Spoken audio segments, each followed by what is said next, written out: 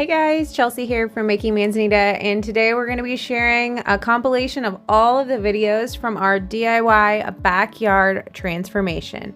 Now, our backyard was seriously neglected when we started this makeover. It had turned into just a field of weeds and dust, and we spent our entire summer and fall doing this DIY backyard transformation. It was a lot of hard work, but we completely transformed this backyard, and we did it on a budget.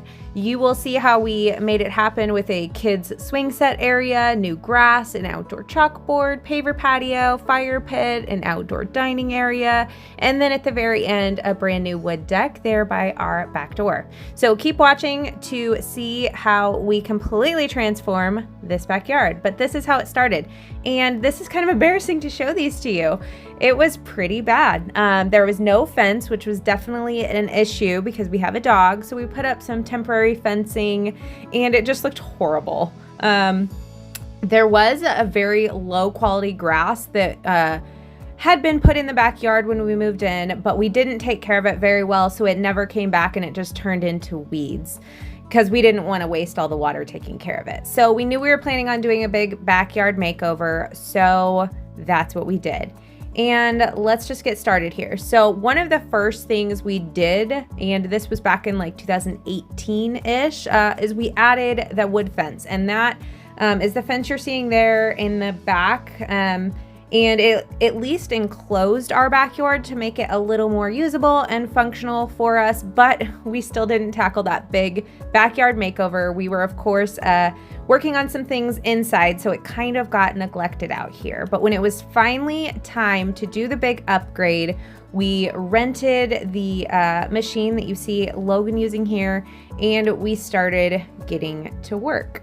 So one of the first things we did here was remove this sidewalk, and it's kind of strange to see a sidewalk in a backyard. You're probably wondering, why in the heck is it there? And the easiest explanation is that when our house was built, the front yard that we have now was, or the backyard that we have now was the front yard. And as the property got developed around it and the properties got built, they at some point, long time ago before we moved in, they changed it so that the back of the house was the front. So that's why you see the sidewalk. And we definitely needed to get this out of here. There was no reason for us to have a sidewalk in our backyard, and we just wanted to have this whole area of grass. So we rented this machine from a tool rental company for a weekend, and this is a mini track loader. And it may also be called like a mini skid steer, so you may know it by that term, but it was definitely very helpful for getting just all of the debris out of there, trying to kind of level things off. The backyard was not level at all. So getting these things out of here, it's definitely helpful to have that machine. We would not have been able to do it without that. So it worked great for like picking up the large broken pieces of concrete, some chain link fences that we needed to have removed. We were able to load them up in that front bucket and then have the machine lift them up into the truck for us, which definitely saved our back. And then of course it helped level things out. You can see here we're leveling things out as much as we can, and this is where we're going to put the paver patio a bit later. So you see we have to just go back and forth a ton to get it leveled, but we're removing dirt with every little pass of that machine as it goes. The next thing we did was put up the playground in the backyard. We had ordered this ahead of time, so we had all the supplies, and we figured that we were going to be out here a lot during the summer as we were working on the transformation of the backyard, so it was useful to get this done first so that the kids would have something to do while we were all out here, and I'm really glad we made that happen first. The playground that you see here we got on Amazon, and I will be sure to link it down below in the description if you want to take a look at it. It's still available, and our kids, now that we've had it a couple years, our kids still play with it all the time and they love it. They have not grown tired of it yet. It's so fun. Here our kids were 5 and 3, and then as they've gotten older they still enjoy it. So it's a great option for a backyard playground.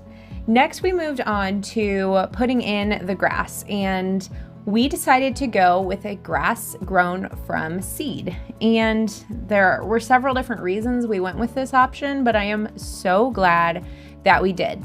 It is a bit of a process. If you've never grown grass from seed before, there are quite a few extra steps, and you need to stay off of it for, I think it's about 4 to 5 weeks while it grows in before you're able to walk on it and mow it. So we do have a full tutorial all about how to grow grass from seed if you want to check that out.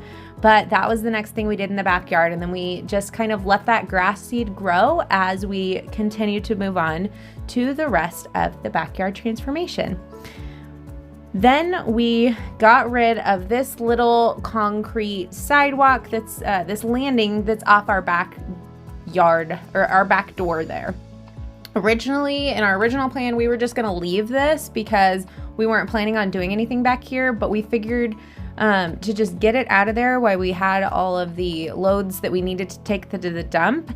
And we just put in some gravel there until we were able to move on and get a wood deck built.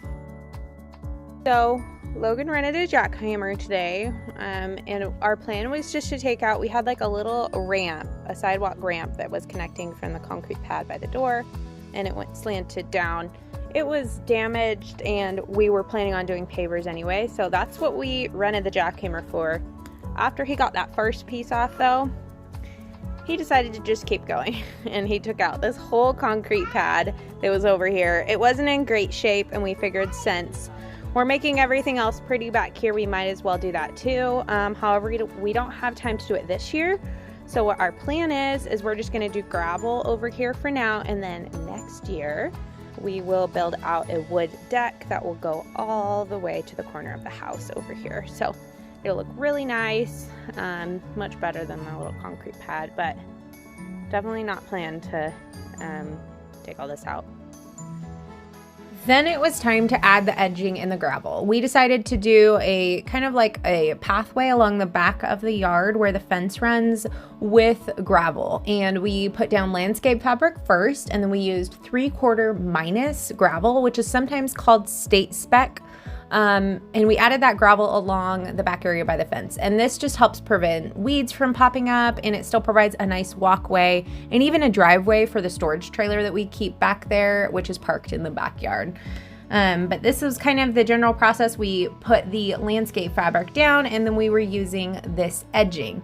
And the edging that we used went all along the back edge of the lawn, and then it went also behind the playground you'll see there. And then eventually we're gonna add in some mulch underneath the playground, but we'll get to that in a bit here. So you can see the grass was coming in really nicely, and then we kind of moved on. We cleaned up the rest of that concrete pad that we got rid of, got that all leveled out, and then it was time to move on to the biggest project in our backyard transformation, the paver patio.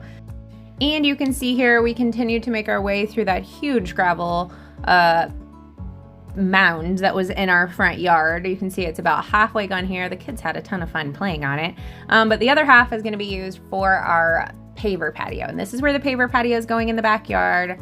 The first step is, of course, getting a super nice flat surface, and that's why we had that mini track loader skid steer that we had used when we leveled the entire backyard out.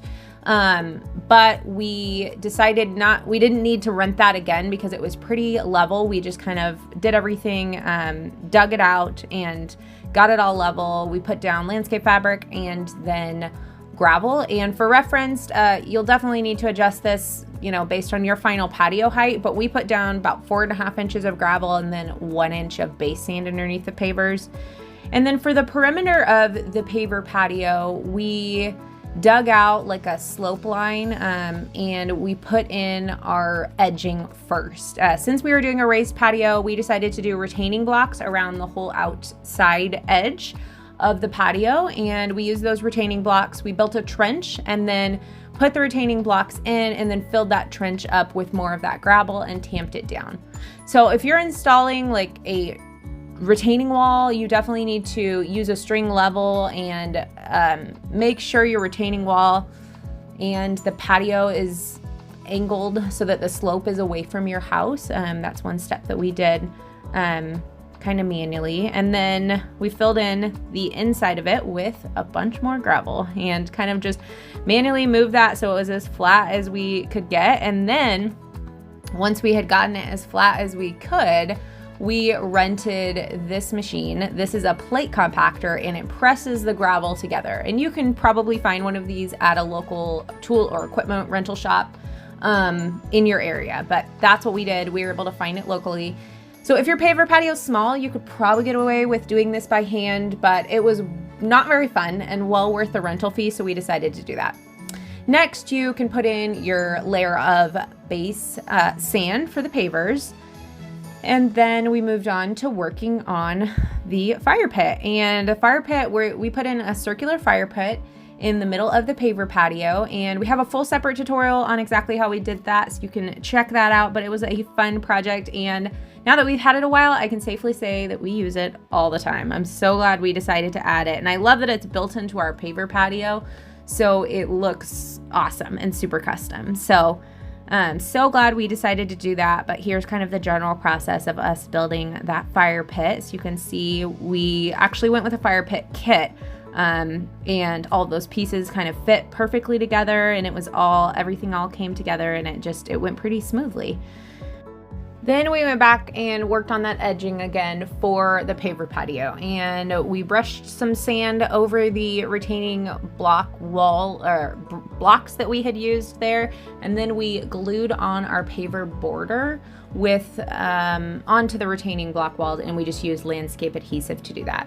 So if you have curves like us, you can cut the pavers to handle the angles. We opted to just put down the pavers whole, and then what we did is we filled in the spaces in between each paver on the rounded edges as we needed to.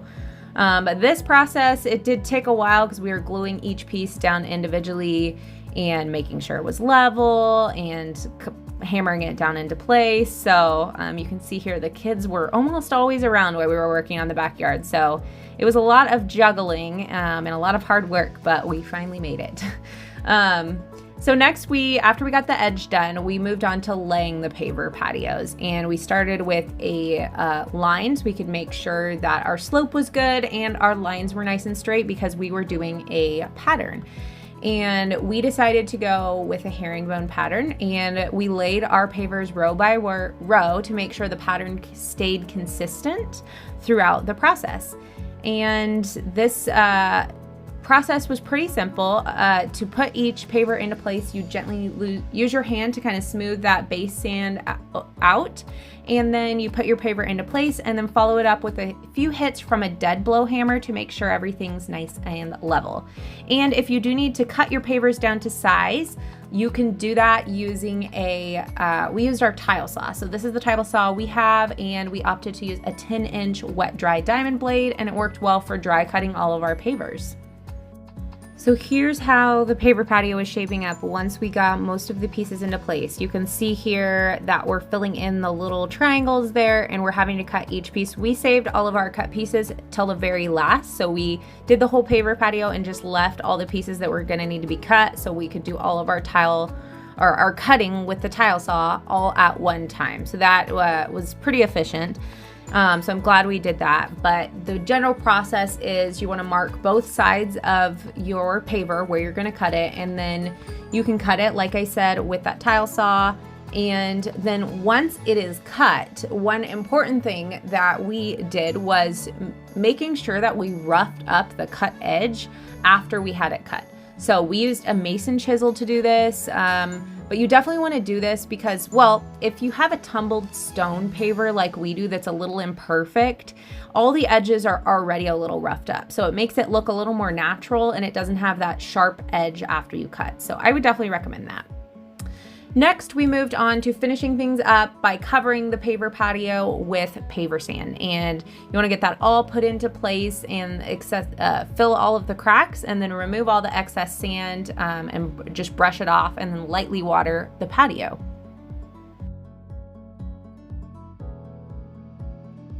All right, so we are making progress. We finally got the rubber mulch delivered. It took quite a while to get here, probably like 8 weeks. But this is what we ordered. We got it from, what's the name of the website?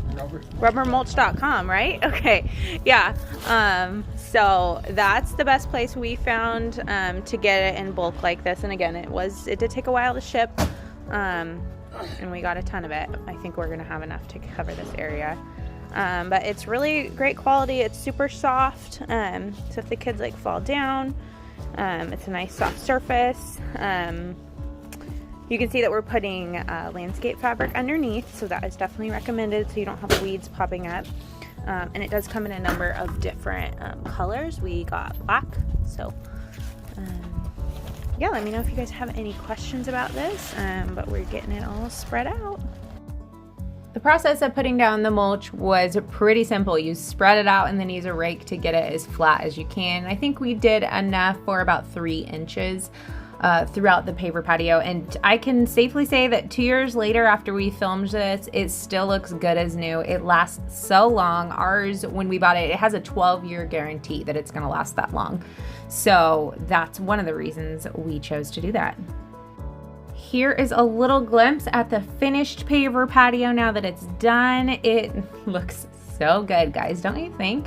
I love that fire pit. It's been so great. Nice cozy nights out here. Lots of s'mores have been had, and so many fun memories that we've made already in this space. So you can see it's a very large paver patio. It's, I think, bigger than we initially had planned for when we bought this house. But I love the way it kind of ties everything together, because we do have that wood deck that's off of our master bedroom. And then with the addition of the playground and the grass in the real backyard, we needed something to tie everything together. It is about 40 degrees outside, and I bundled up, and I just finished taking pictures of our backyard, which is finally finished the week of Thanksgiving. Definitely took us a lot longer than planned. COVID happened, which was not expected, of course, and that slowed things down. We didn't have daycare, so 2020 has not been as planned for anybody, I don't think. But I'm so glad that we were able to wrap this up this week of Thanksgiving, so I'm super thankful for this backyard. Can't wait to share it with you guys. There's a little sneak peek of everything. Turned out amazing. We still have some more work to do in the spring, which we're super excited about. We just kind of finished talking through all the fun projects. There's going to be lots of DIYs, and I can't wait to wrap this up in the spring. But it came a long way this year of the round fire pit kit. So all of this came together. It was super easy to install. It's got this metal ring in here to protect the stones, and then all of these pieces just fit perfectly in place, and then it's got this pretty border, and it matches the other stone perfectly. We've already done a couple fires in there. It's super cozy. I can't wait to get one going tonight. We'll come out here and take some more pictures and video, kind of show you guys how it looks at night. But isn't it beautiful? We're so happy with how it turned out. And let me know if you guys have any questions about these pavers, and of course the whole backyard, which is now pretty much done. There's a few things we need to wrap up in the spring. We've got some fun DIY plans for out here, but phase 1 is done. We got this rubber mulch and it's looking really nice. You can kind of see how this looks. So this is a perfect like playground material. We got that finished.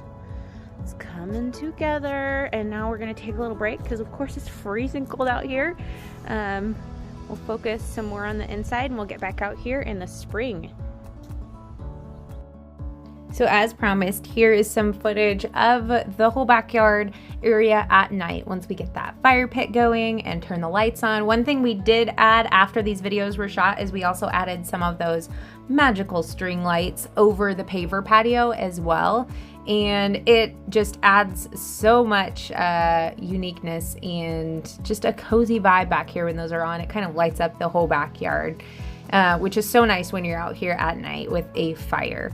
So that kind of wraps up our big backyard transformation for at least this first phase of it. Let's fast forward a little bit and move things over to that wood deck that I said we were going to work on. I'm going to show you a little bit of that project. But before we go, let's take a quick look at the before and after. So here is the before of our backyard. Oh my gosh, so embarrassing. And here is the after shot of that same area. What a huge transformation, am I right? All right, let's move on and talk more about that wood deck that we were planning on building. by the back door. So if you remember when we finished that phase 1 of our backyard renovation, which we've shared, we said we were going to build a wood deck out here, but we just put ground gravel because we kind of ran out of time with the weather. But then when the weather warmed back up, it was time to get back out here and keep working. So that's exactly what we did. We started by putting a ledger board along the house there. The kids were definitely helping out. They had so much fun helping with this project. And then we put in the posts along with that ledger board and started preparing just kind of the base of the wood deck. So for the base of the deck, we decided to use pressure treated 2x6 lumber, and we do have a full tutorial including woodworking plans and all the measurements we used for the deck. But then for laying the deck boards, we partnered with Craig on this project, and we used the Craig deck jig, and it worked so good for putting the deck boards on and getting accurate deck spacing. And we were able to hide all of the screws because the screws go in on the side using that deck jig. So definitely recommend that product. We're probably going to do a whole video on that, so stay tuned for that. But when it came time to seal the deck, we went with our favorite Penafin penetrating oil finish, and this is a Brazilian rosewood oil. And we've used this on another deck at our house, so we are pretty familiar with the quality of the product, and we wanted to use it again.